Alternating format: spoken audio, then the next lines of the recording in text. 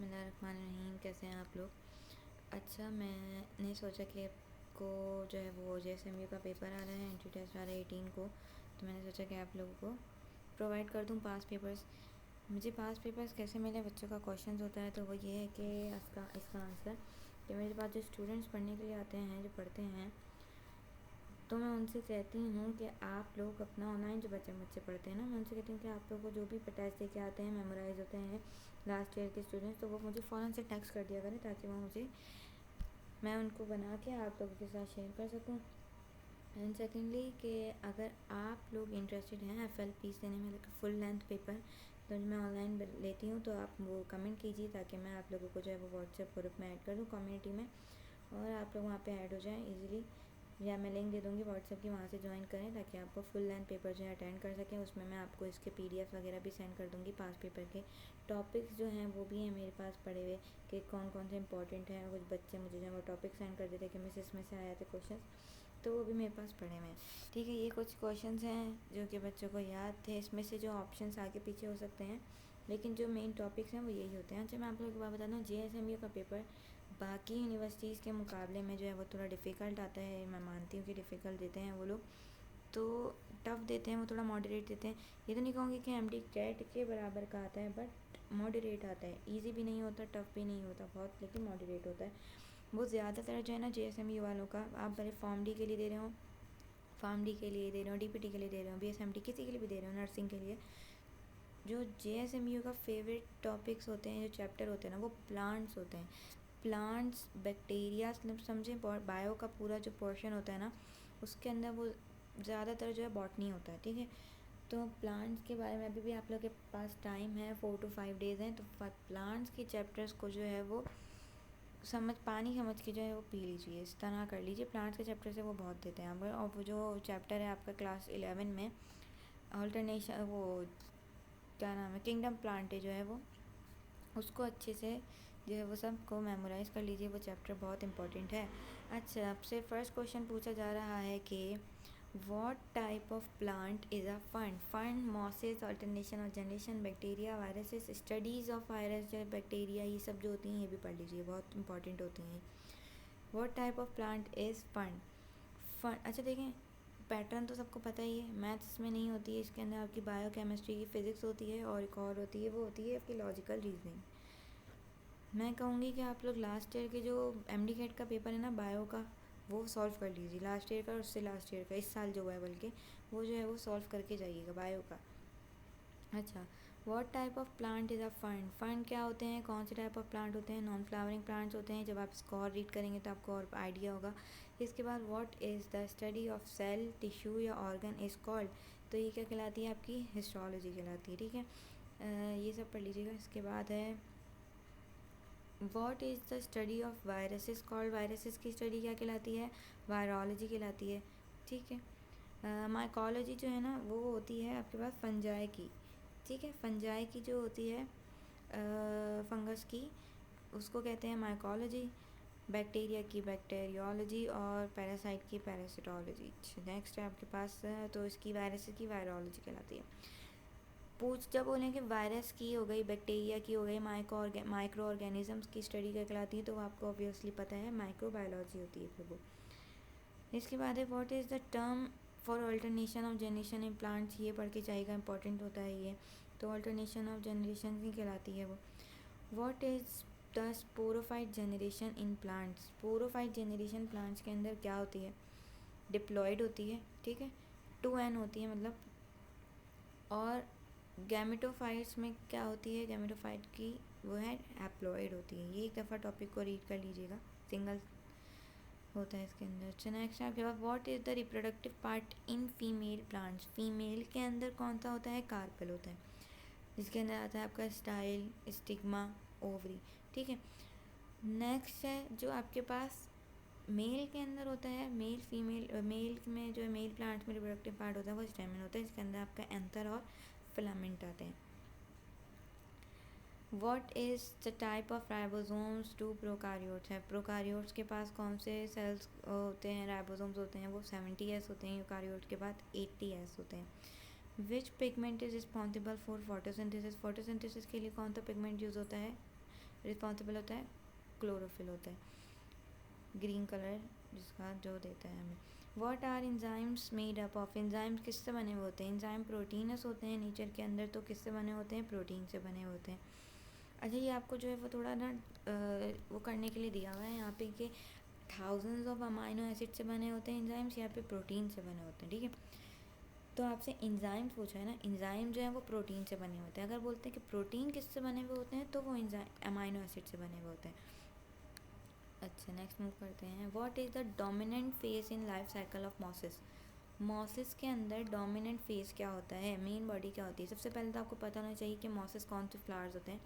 Mosses जो है वो ब्रायोफाइट्स होते हैं, ये इनकी सारी वो पढ़ लीजिएगा आप, ठीक है। पहले कौन सा आता है? एंजियोस्पर्म्स हो गया, जिम्नोस्पर्म्स हो गए, तो ये पढ़ लीजिएगा।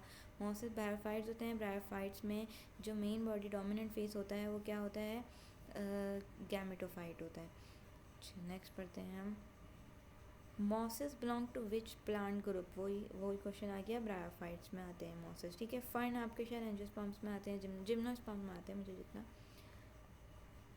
याद है। अच्छा, इसके बाद what is the study of viruses and there interaction with the environment call? Virus की स्टडी पूछी है तो वायरोलॉजी कहलाती है। अच्छा, इन्वायरमेंट की स्टडी पूछते हैं कि इन्वायरमेंट की जो स्टडी होती है वो क्या कहलाती है? तो वो इकोलॉजी कहलाती है। नेक्स्ट आ जाते हैं, what is heat capacity? Heat capacity क्या होती है? Ability to absorb heat. What is the study of histology known as? अच्छा, हिस्टोलॉजी कौन सी स्टडी होती है? टिश्यू की स्टडी जो होती है ना, वो क्या कहलाती है? हिस्टोलॉजी कहलाती है। अच्छा, नेक्स्ट मूव करते हैं। What is the unit of work? Unit तो आपको ऑब्वियसली पढ़ के जाने हैं, यूनिट तो मोस्ट इम्पॉर्टेंट है। अच्छा, यूनिट का जो वर्क का जो यूनिट है वो है हमारे पास जूल। न्यूटन होता है फोर्स का, वॉट होता है पावर का, और पास्कल होता है प्रेशर का या फिर स्ट्रेस का। स्ट्रेन का कोई यूनिट नहीं होता। Which of the following is a vector quantity? इसमें से वेक्टर क्वांटिटी कौन सी है? वो मोमेंटम होती है। Which state of matter is the kinetic energy highest? Kinetic energy जो है ना वो आपकी गैस में हाईएस्ट होती है, ठीक है, क्योंकि उसके अंदर इंटरमोलिकुलर स्पेस ज़्यादा होता है। अच्छा, लेकिन अगर प्लाज्मा ऑप्शन में आ जाए ना तो फिर प्लाज्मा की जो है वो ज़्यादा होती है गैस से भी। अगर प्लाज्मा ना दिया हो, गैस हो तो गैस हो, सॉलिड लिक्विड गैस में पूछ लें तो। If a coin is drop in an elevator going down, ये थोड़ा डिफिकल्ट है, बच्चों को फेस करने में मुश्किल होती है क्योंकि वो ऑप्शन को चेंज करके दे सकते हैं, ठीक है। बोल रहे हैं आपसे कि अगर एक एलिवेटर के अंदर, एलिवेटर वैसे ही नीचे जा रही है, ठीक है, अगर कॉइन गिरता है एलिवेटर में तो क्या कॉइन भी उसी एसिलेशन से गिरेगा ना? जाहिर सी बात है, जिससे आपका जो है वो एसिलेशन, जिससे आपकी एलिवेटर नीचे जा रही है, उसी से जो है वो आपका कॉइन भी नीचे जाएगा। तो दोनों का जो है वो सेम ही रहेगा। एसिलेशन की ग्रेविटी वो क्या रहेगी? आपकी ग्रेविटी सेम रहेगी, जो कि होगी जी। वो जी की जगह आपको 9.8 भी लिख के दे सकते हैं मीटर पर सेकंड स्क्वायर, तो वो भी आप ध्यान में रखिएगा, एक ही बात है। What happens when parallel vectors are displaced? जब पैरेलल वेक्टर डिस्प्लेस्ड हो जाते हैं तो क्या होता है? दे रिमेन अनचेंज, इसमें कोई फ़र्क नहीं पड़ता। What is the term for conditional sentence? Conditional sentence में की क्या टर्म होती है? क्लॉज से पहले क्या लगता है? इफ़, देन, मेन, सबऑर्डिनेट, क्या कौन सा लगता है? इफ़ लगता है, जाहिर सी बात है ना। कंडीशनल सेंटेंस में होते ही क्या है? इफ़ पूछा जाता था, अगर मैं ये काम करता तो वो हो जाता, अगर मैंने ये किया होता तो वो ना होता, इस तरह के क्वेश्चन पूछे जाते हैं, तो इफ़, ठीक है। नेक्स्ट है Newton second law is also known as. Newton का सेकंड लॉ क्या कहलाता है? लॉ ऑफ एसिलेशन भी कहलाता है, जो क्या होता है? F is equal to M A. Newton का फर्स्ट लॉ क्या कहलाता है? Law of inertia. अच्छा, different structural forms of an element is called. एक स्ट्रक्चर की डिफरेंट फॉर्म्स क्या कहलाती हैं? एलोट्रॉप्स, ठीक है, एलोट्रॉप कहलाता है, एलोट्रॉपिक स्ट्रक्चर कहलाता है वो। अच्छा, इसके बाद आइसोटॉप्स क्या होते हैं? आइसोटॉप्स भी देख लीजिएगा। आइसोटॉप्स वो होते हैं कि जिनका प्रोटॉन जो है वो सेम होता है, न्यूट्रॉन नंबर जो है वो शायद डिफरेंट होते हैं। अच्छा, आइसोमेरिज्म, आइसोमर्स तो सबको ही पता है कि क्या होते हैं, जिनका जो है वो स्ट्रक्चर जो है वो मॉलिक्यूल जो है वो सेम होता है, मॉलिक्यूलर नंबर, लेकिन जो इनका स्ट्रक्चर होता है ना वो डिफरेंट होता है। अच्छा, in cations the number of proton is. Cation के अंदर number of proton more than electrons होते हैं। आइडियल गैस की डेविएशन पूछ रहे हैं कि आइडियल गैस जो है वो रियल गैस से किस तरह डेविएट करती है। देखिए आइडियल गैस की जो चाहत होती है, जो आइडियल गैसेस वांट करती हैं, वो क्या है कि वो चाहती हैं कि ऐसा हो कि जब प्रेशर हाई हो तो जब टेम्परेचर लो हो ना तो प्रेशर हाई हो। ये उनकी डेविएट करने की एक जो बिहेवियर है, डेविएट करने का बिहेवियर है।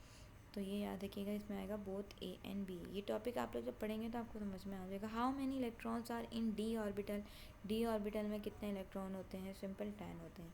Non green plants are called. Non green plants क्या कहलाते हैं? हेट्रोट्रॉफ्स कहलाते हैं। ऑटोट्रॉफ्स वो प्लांट्स होते हैं जो अपना खाना खुद बनाते हैं। नेक्स्ट आ जाते हैं, what is chromatography use for. Chromatography हो गया टिश्यू कल्चर। टिश्यू क्या होता है? वो टिश्यू कल्चर ही होता है शायद। तो ये सब टर्म जो है वो पढ़ के जाइएगा। सेपरेटिंग मिक्सचर, आइडेंटिफाइंग कंपाउंड या क्वान्टिफाइंग सब्सटेंसेस।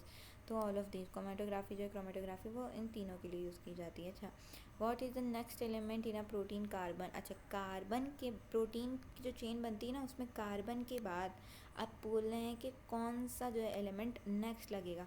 तो कार्बन के बाद प्रोबेबली जो नेक्स्ट एलिमेंट लगता है वो नाइट्रोजन होता है। ठीक है, ये बात आके याद रखनी है। अच्छा, ये वाला क्वेश्चन ना वो कुछ इस तरह भी कॉम्प्लेक्स करके दे सकते हैं, मतलब कि वो आपसे बोल सकते हैं कि प्रोटीन जो बनता है तो उसके अंदर कार्बन के साथ मतलब ऐसा कौन सा इनमें से एलिमेंट है जो लगना ज़रूरी नहीं है।